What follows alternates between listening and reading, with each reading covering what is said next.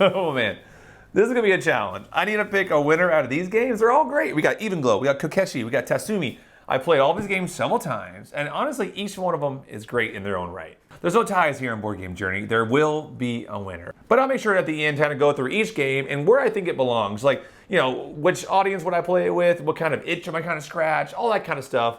Let's get into it. Hey, I'm Ryan. Welcome to the Board Game Journey where you join me to play 1,000 games. We got 3 great games to go through today, so let's hop in. First up is Evenglow. Now this one definitely has the most plays with different audiences. I played this first at Gen Con with a few friends, and I played with my mother-in-law, played with my good friend, I played with my wife, so I definitely battle tested this in different groups. For those who don't know, the big twist of this game is you're playing on 2 different boards. So if I place a tile on one board, I have to place another tile on the other board in the mirror position. That might sound a little confusing, so let's just open the box and show you how it plays. The gameplay of Evenglow is very simple to explain. A lot of the challenge just comes in figuring out the best way to optimize your tile placement. The basic turn structure is as follows. Everyone will have one of these cards. So on my turn, I look at this card and I figure out how I want to play it. Essentially, I will get 2 of the resources, and by default, everyone I'm playing with will get the other 2. So for instance, if I put the card facing this direction, I'll get a leaf and a lion's mane, and everyone else will get, what's this called? A mandrake and a henbane flower. Once I have my tiles, I have to put 1 tile on each board. The one requirement is they have to go in the same mirrored position. What I mean by that is if I put this in, say, position 5 right here, this one has to go in position 5 as well. Now, of course, I want to put these in a place that will help me score the most. Now, these flowers and these vines like to be together. So for instance, I might do that. Now, for each flower that's successfully connected to a vine, I will get 2 points. And I also score like my largest vine group. We'll get to those in a second, but that's a good place to put that. This other one, the lion's manes, I have to now put that I put it at 13. So I have to also put this at 13, which is a pretty good spot for that one. I'll quickly go through what you want to do here just so you get a better understanding of the game. So you already understand vines and leaves. You want to have the greens and the blues connected. You'll score your largest green section, and then you'll also score for each flower that's successfully connected to a vine. These flowers, they want to be in groups of 2 and just 2. So if you have a third one touching it, you're not scoring anything. Lion's manes, they want to be in groups of 3. So obviously I could do this, I would score this, but if you can get them in this shape right here, then you get the score, but you also get a potion. Ooh, I like potions. More on those in a second. Mandrakes want to be in groups of 4, so I could do this and I will score 4 points, but if I want that potion, if I did a 4 in a straight line, I'll get a potion. I know, trust me. After the next one, we'll tell you what potions are. The last one are these red ones, the elderberries. They just want to be in groups of 5, so if I put this here, that would be 1, 2, 3, 4, 5, and I would get a potion. Okay, enough teasing the potions. Ryan, what are these potions? There's only 3 of them. Essentially potions, they give you points. We like points, but they also give you like a power that you can use through the game. The red potion lets you straight up replace a tile with another tile. So I can just say, see you later, herbane flower, and I can take one of these mandrakes from supply, put it there, and now I have my 4, which I get another potion. So you can see you can get some cool combos if you have the potions to then combo to get more potions. You see, a lot of ways to get points. The potion for the mandrake, it just lets you get different resources when you need it. For instance, right now, if I was to take these 2 ones here, everyone else has to take these. If you use the mandrake potion, then you can choose to take like those 2 or those 2. Basically, you can kind of take the catacorner diagonal instead, which a lot of times those might be the ones you really want. And the last one is the lion's mane potion, which is honestly pretty strong. It lets you just swap the position of 2 tiles. So for instance, I could just swap these 2 right here, or if I could swap on the same board, or I could swap, it doesn't matter. Essentially, I could take any 2 tiles anywhere on the boards and then swap their positions. And honestly, that is a high level Evenglow. You keep playing these cards and around and around and around until the entire board fills up, and then you do the final scores. Games like Evenglow are funny to me because when you see it fully set up, it looks pretty intimidating because I only took a few tiles out. The game comes with a lot of tiles because if you're playing with 4 people, you might need a bunch of tiles. So people see these giant boards, all this, they see the potion, they see all this stuff, and they're kind of like, this game looks complicated. But really, each turn, you're just put down 2 tiles. And once you understand the basic formations, what you're trying to make, it's not that hard. It really is a simple game.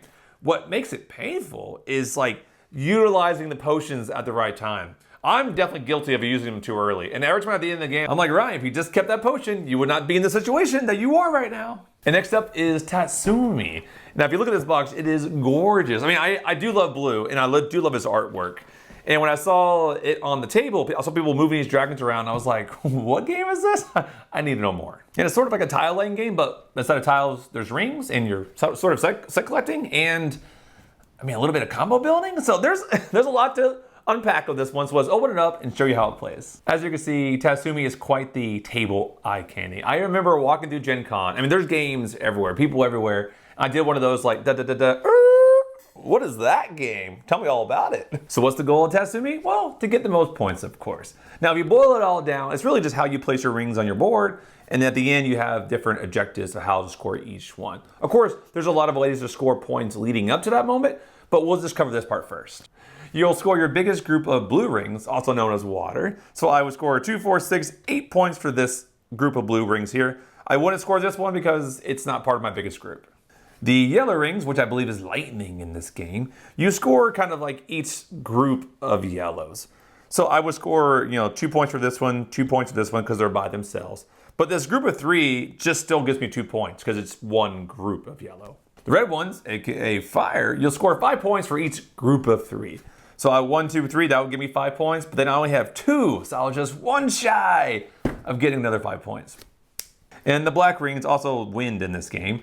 They score for the unique colors touching it. So if I went to this black ring here, only blue is touching it, so I would just get 1. Whereas this one, I have yellow, blue, and red, so I would get 3 points for that. But of course, the scoring is not the super unique part of this game. How do you get the rings from this part of the board to here? That's the fun part. Let's get into it. Now, one of the main things you do in this game is fly your dragon around this board and then picking up these rings. Now, just know that there is 2 kind of versions of this game. There's a symmetrical and asymmetrical way to play it. If you're playing the asymmetric powers, then each dragon has a unique way to pick up things up. But there's also a unique asymmetric board where, like, my board has different powers. If you played Planet Unknown, you know exactly what I'm talking about. It's very similar to that. Same people made this game, so I could see the overlap there. But to keep it simple, I'm just going to explain the base game, and that's what we're going to focus on. Let's just say I flew from here to here. Now, you always get the ring from the place you just left. They call these like wells in the game. And you get to choose one of these orthogonally adjacent pieces. I always feel like such a gamer when I say orthogonal. It's just fun to say, okay? Leave me alone. So my choice would be one of these 3 red ones and this yellow one. I think I'll just take this red one, this yellow one, and I'll add them to my board right here. Now, you notice I didn't just put the rings straight to my board. They have to go into this holding area first. And there's no limit to the number of rings I can have. I can have as many red, blues, yellows as I want. The thing I can't do is have a 4th color here. If I was to introduce, say, this black ring, well, then I'm in this overflow state, and then I have to take all of one color and move it to my board. That might sound like a technical way to get the rings from here to your board, but you'd be mistaken. Because if you do add rings to your board in an overflow state, they don't score those immediate points that you would normally get if you do it the right way. What's that I hear? Ryan, what's the right way? Well, that, my friend, is to an offering. You'll notice I haven't called out these cards around the board here. There's like 2 levels to them. We'll explain the nearest one first. So this is an offering. Essentially saying I need to have 2 yellow and 2 red, like on my board already when I get here. So if my dragon is in one of these 3 spaces that are nearest or closest to the offering, then those colors I can then add to my board. To make that more clear, I'll just give you a real example here. So let's just say I went here. I would get this blue ring for leaving that well. And I already have 2 red and 2 yellow. Now, normally I can do a gathering stage where I then pick up 2 adjacent rings, but you can't do both. You can do an offering or you can do a gathering. So once my dragon is here, I can do the offering as long as I have 2 yellow and 2 red, which I do. So in this case, I'm allowed to now put these on my board following some adjacency rules we'll show you right now. Now, my very first ring has to go on one of these elemental symbols around the outside. You'll notice that on the outside, they have symbols that shows you what colors must go there. So I couldn't put this this red one on top of this blue symbol because that blue ring would have to go there. So I could go here, and with my yellow one, I could go here because that's also a yellow symbol. But now, from now on, as long as I'm going adjacent to a previous place or a current piece, I'm good to go. So I don't want to get too far into the weeds, but essentially that same offering logic would be applied to all 4 parts of the board. Now, the one thing we didn't cover is when you're on the other side of the board. and you have this symbol right here. In the game, they call them summoning scales, which those are these guys right here, these little tokens on your board. Now you place them on these 4 cards on the outside here that we haven't talked about yet. Once you place one of these scales on these cards, they essentially give you abilities that might maybe break the normal rules of the game, or they give you a way to score your current state of the board. So for instance, if I took the scale and put it on this card, it says I can score 1 point per ring on the inside of my island. So not the perimeter, but just the inside. So in this case, I would just score 2 points for the rings. Obviously, if I might want to go here after I get a bunch of rings, and then maybe have like, 8, 9, 10 rings, and that way I can get an easy 10 points. And that's a super high level look at Tatsumi. Just a quick recap, you're flying your dragon, you're either picking up rings or you're doing offerings, and then you're bringing the rings to your board. And at the end of the game, you look at how you place your rings and you score the points. I've only played Tatsumi with my friend so far, and I can tell like the game is pretty straightforward in terms of just the ring and the placement and the rules. I feel like it kind of has that Cascadia vibe. I would put it in terms of that's equal. If you can get through Cascadia, you definitely can play this game with one caveat. The caveat is the summoning scales. I feel like that makes it to the Gateway Plus, because I was teaching my friend who understands the games pretty well. That part took the most convincing, because some of these rules are like, you get this ability per scale on the board, and then you have, so I would say that this adds a little bit more rules overhead and more understanding. Now, this is also a good thing, because sometimes people want games that are, so gateway friendly. That's a Gateway Plus, but it still offers something for me, which this game does. Now, I have not played this game with my mother-in-law yet. Those who know me, she's my ultimate litmus test in terms of like, does a game belong into like this gateway friendly game, or does it belong into more like some kind of, Gateway Plus, lower medium weight? At least for my scale, that's how I judge it. Last up is Kokeshi. Now, this is one of the few games I actually played the app before I played the game. But when I saw that Gen Con, I was like, yes, I got to get this game. I've been playing it. I want to play it in person. And for those who don't know the game, it is combo-tastic. You are racing up these tracks, but not in the way you think. You actually are like building the tracks and building the combos. So if you like to like strategically place tiles, then link them together, this is the game for you. Now, who doesn't love a good clack-clack with some tiles? This guy does. So Kokeshi breaks down into like kind of 3 main pieces. You have your personal player board, which I'll bring up here just for camera's sake. And you have this animal track, and you have this kind of public objectives. Now these are first come, first serve, and they can be brutal. The main idea of Kokeshi is you're taking these tiles and you're placing them on the board. And then you're moving a character. Now on your turn, you only get 1 initial character move. Now, that doesn't sound like a lot, but the idea is you're trying to create chain reactions of movements, because on each tile, you either can then activate one of 2 things or both things. To give you a quick example, let's just say I start by moving this little sumo guy. Now, he moves here. He can then activate either this one or this one. Well, this one has a tile, so we'll say activate this one. Now, he also can choose to activate the sumo guy again. So the sumo guy will then jump up, but look, he has no tile. So whenever that happens in the game, they fall back to the first tile, which is, pre-printed on the board. Now this pre-printed tile is the same across the board. You either can take a quality recognition tile, which we'll get into in a little bit, or you can take one of these tiles here that are on offering. There's always 4 tiles to choose from. It will constantly get reset with the bag. So I think right now I don't qualify for the quality recognition tile, so I will take one of these tiles. Which one should I take? Now I think I'll go ahead and take this one right here. Now the one limitation is you never can have tiles adjacent or diagonally, either beside it or above it or below it, that are the same color. You can, but you will take a negative 3-point penalty. And I don't like taking negative points. Because in a perfect world, I would love to take this tile here, because now these 2 characters are sort of working off each other. Because, I would move here, which moves him, then he moves him, and then he moves. So they can kind of like go back and forth, but you can't have the same color. So I'm stuck taking this one. So my idea now is I'll take this one, which will activate this one, which will activate this one, which then activate this little princess, geisha doll at the end here. And that's it. Sometimes turns are really quick and sometimes they're really long. It depends on where you are in your little machine you're building. Because if you're at the start of it, you kind of get the big chain of reactions, but at the top, you kind of are in this like reset stage, and then you kind of build back up and reset. It's sort of how the game flows. I went ahead and set up another quick example so you can get a feel for how the animal works as well, and also kind of how the quality recognition works. So in this case, we'll say we start with her. Now she goes to this tile first. She'll activate an animal token first, which is this one. Now this tracks is a whole another track we'll get into in a second. But more importantly, it activates this character, which then we'll go ahead and activate the sumo character, which then will in turn reactivate this guy. Now this is another double one, so we'll move up the animal track one more time. But it also activates her again. That is another double tile. So this will move this animal and which other, oh, the sumo person. Now the sumo person will activate getting a free tile for this person. We'll just say to get that one. But more importantly, it activates her again. So then she will jump off her tile and come back to the bottom. Now, I remember I said there's some rules with the quality recognition. Well, this is it. So there's 3 thresholds you have to be at to get one of these public objective tiles. So right now I have a choice. I'm at the first threshold, so I can qualify for the bottom one, which will give me 5 points into the game. If I can get up to tier 2, I can get 8 points. If I get to tier 3, I will get 11 points.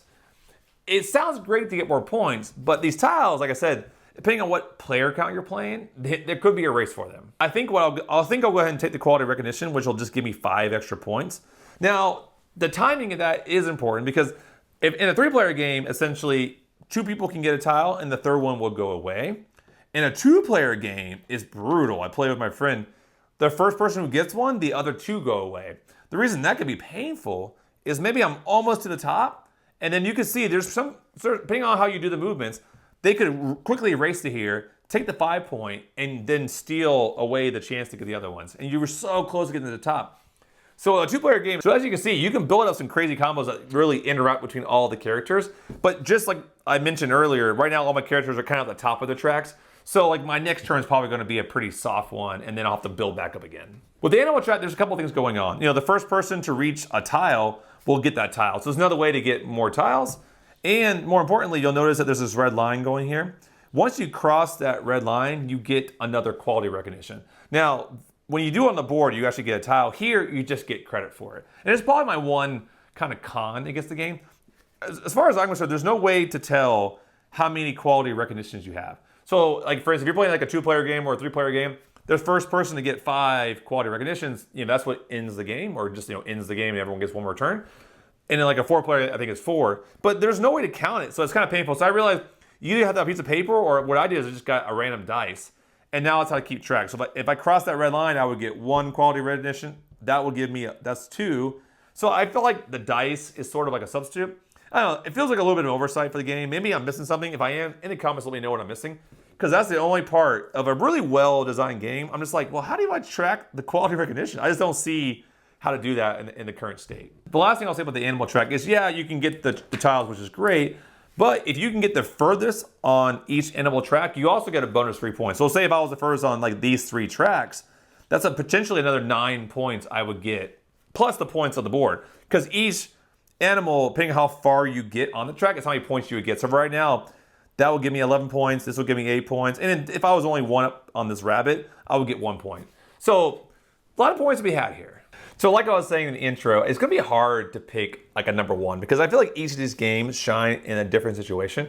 So I think what I'll do first, before I get to like the ultimate winner, is I'll kind of go through different categories and kind of talk about each game in the context of the category. So first up would be like ease of play. I think of all 3 games, I think the Evenglow is the easiest to get into because you're just placing 2 tiles, and once people understand the basic formations of the flower, it's pretty simple to understand the game. And you keep repeating the same thing over and over again. So by the end of the game, while it does get harder to place tiles, you understand the rules really well. With Kokeshi, it's a very fun game in terms of building the combos. I would say my one con is sometimes they can get a little bit overwhelming, especially when you're going back and forth between tiles. You kind of go, wait, did I activate that one? That was a double tile. Did I move on the animal chest? I think you can kind of get lost in the combos. So you definitely have to take your time and go, okay, I'll do this one first, and then this one, and then that one. So that's my only little bit of a con against it, but it is a very addicting game. It's just sort of like playing the slot machines at like a casino. You just like, when you hit that big reaction, you're like, yeah, that felt good. But obviously it's pretty easy to teach people because just like Evenglow, they start off with just a couple of tiles on the board and they're slowly adding them, and then the combos get bigger and bigger. So it's easy to teach. I think the addition of like the quality recognition tiles and the animals, I would say it puts it slightly more complex than Evenglow because now they have to understand, okay, there's a race for these. I also got points for these animal tracks plus my board. So that part adds out a little bit more, but once again, nothing crazy. Just saying probably a step above Evenglow in terms of difficulty. I would say the hardest of all 3 would be Tatsumi, but I would choose to look at it as like advanced Cascadia. Because, moving the dragons, getting the rings, putting them onto your board, and then scoring the formations, that's pretty much Cascadia in a nutshell, right? In terms of the feeling of it. But what makes it, I'll say, a slightly more challenging is now there's a little bit more depth about, you have to make an offering by having your dragon next to this thing, and which way is the tile flipped, and that will give you one of those scales that lets you go onto a card. That little bit of thinking I notice is always a little bit more difficult to get people their heads around. Not saying it's hard, it's just saying it's a little bit more of a hurdle than the other two games. I'm typically not a huge fan of multiplayer solitaire games. I feel like all of these kind of fall a little bit into that bucket, but some I like more than others. So I would say these kind of fall into that I still like it, even though it kind of is that solitary game. So we'll go through kind of like what's the interaction point with each game. With Evenglow, you're essentially heads down the whole time. You're trying to solve your little puzzle, and you're only looking up to see what someone else is giving you. You go, oh, those two tiles? Okay, now you're right back down. I think because maybe the game is light enough where I'm not like staring at it for so long that I like it. It's weird. Like some games like Sagrada, I found like I don't like because I feel like that one is just so complex. I'm just like in another world trying to solve my puzzle. Where this one, the puzzle is lighter, so I can still talk to people, look at it, see what they're doing. I don't feel as like, oh, I gotta figure out this puzzle. Kokeshi is definitely another heads down game. I'll probably say more than Evenglow because you're looking at those combos trying to figure out, okay, I'll go here, then this guy, and this guy. And then I feel like that can cause you to get really deep into the game. Of course, the one thing they do which helps is you have those like quality recognition tiles. And that's one thing that kind of makes you look up, right? Which I like that part. Because I go, okay, I'm going for this one. Okay, they're going for that one too. I'm probably can get there quicker than them. So that's nice. I like that public objective makes you look up. So that one is doing a good job. With Tatsumi, there's not a public objective making you look up, but I think it's that nice thing in the middle that makes you look up and just kind of like see what people are gonna do. Oh, you're taking that tile, or you're taking this. So I think having that like centerpiece kind of makes you look up. Otherwise, it is, once again, just a heads down game trying to solve your puzzle. But I think maybe because just the nature of how the game is structured, you sort of see what's going on. Oh man, now you can't appreciate it on camera because I just kind of went to a deep think pause staring at these games. So obviously I edited out the big pause, but for you guys, it probably felt like a couple seconds. But for me, it's been sitting here for a good 10 minutes. Because I keep going, oh, this game's number one, this game's number one. And because each time I'm like, I like them all for different reasons. Now, I think based on my most recent, I'll have to go with most recent plays. How did I feel on my most recent play? I'm just gonna have to break it down. What's giving me pause is I realize I haven't played all the games at all the player counts, and I think I haven't played them at the best player counts. So with Kokeshi, for instance, this one, I played at 4 and I played at 2. I do believe 3 would be the sweet spot for this game. I just haven't done it yet. But based on paper, because at 2, I don't like the fact that the quality recognitions go so fast. It's the first come, first serve. I feel like that ruins a lot of the fun of moving up the track. And at 4, it feels too easy. I think 3 is that sweet spot where 2 people get it, and then the third one just doesn't get anything, right? Where in Tatsumi, I play at 2 players, but you don't get like that. You don't block each other. I think having a bunch of dragons on the board now it gives a little bit more tactical in terms of how you have to move the dragon. I think at 2, I didn't quite get that satisfaction. 4 is probably too much. Once again, this is probably another one that will shine at 3. And Evenglow, I feel like it's just good at any player count because of the nature of the game. It's pretty much simultaneous play. You pick a tile, everyone's going at the same time, right? So it doesn't really suffer from player count. I feel like, ugh, what do I do? I know I said there's no ties here on Board Game Journey, but maybe this is the first one. I would put them all at number 1 for different reasons. Okay, gotta pick a winner. I think Kokeshi, I would put last. Mainly because great game, but it's sort of just like that like mind candy. You're making the combos, it's a fun game, I wouldn't turn it down, but like from like a strategic like puzzling, like that kind of tactical mind, I think one of these 2 games are definitely scratching that itch better. Now, I think my initial knee jerk was Evenglow, but then I have played it more, so I understand the game more. This I've had way fewer plays on. So I want to get into it deeper, especially at more players. Ah, man. I think this would be number 1 eventually. I think this will be number 1 with more plays. But I have to base it on how I am right this second.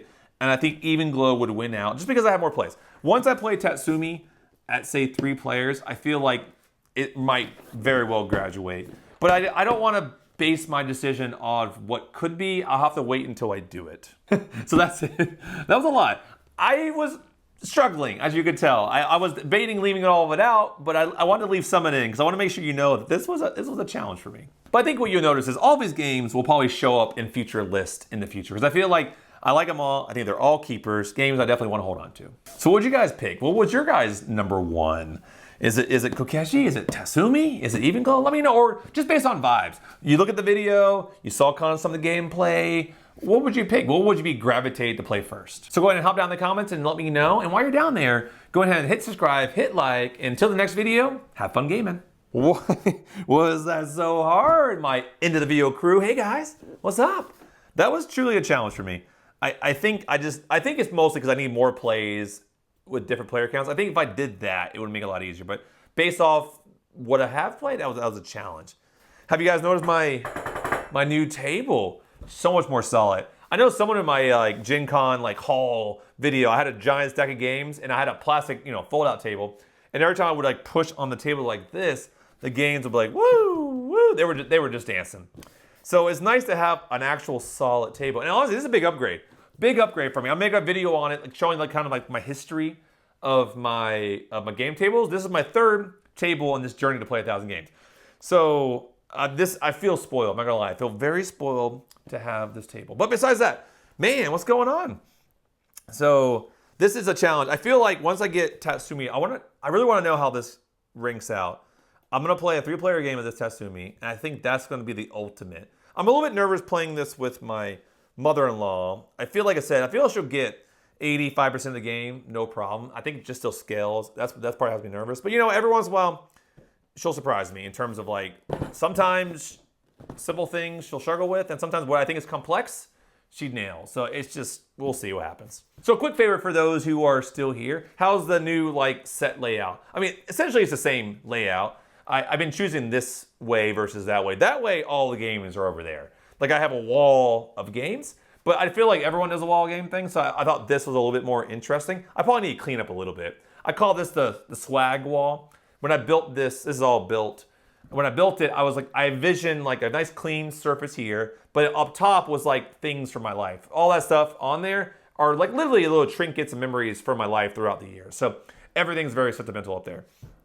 Now, the table, I'm just worried, does this look good? Just like this like feels, like I know it, the only difference I know is I have to be like up here with it, but it looks fine, right? I mean, this table is badass, so I definitely don't want to not use it. Also, I don't want to have 2 tables set up, so hopefully this is good. Just let me know. Let me know, like, yeah, Ryan, thumbs up, buddy. Looks pretty good down there. Or looks pretty good from here. Yeah, not down. I don't know why I said down. Looks pretty good from here. All right, enough yapping for me. Time for that secret word. I think we'll go old school. We'll go OG here. Just the classic hashtag end of the video crew. Just the letters though. Or you spell it out. Hey, you surprise me. That's the letters. Spell it out. I don't care. Until the next video, guys. Peace.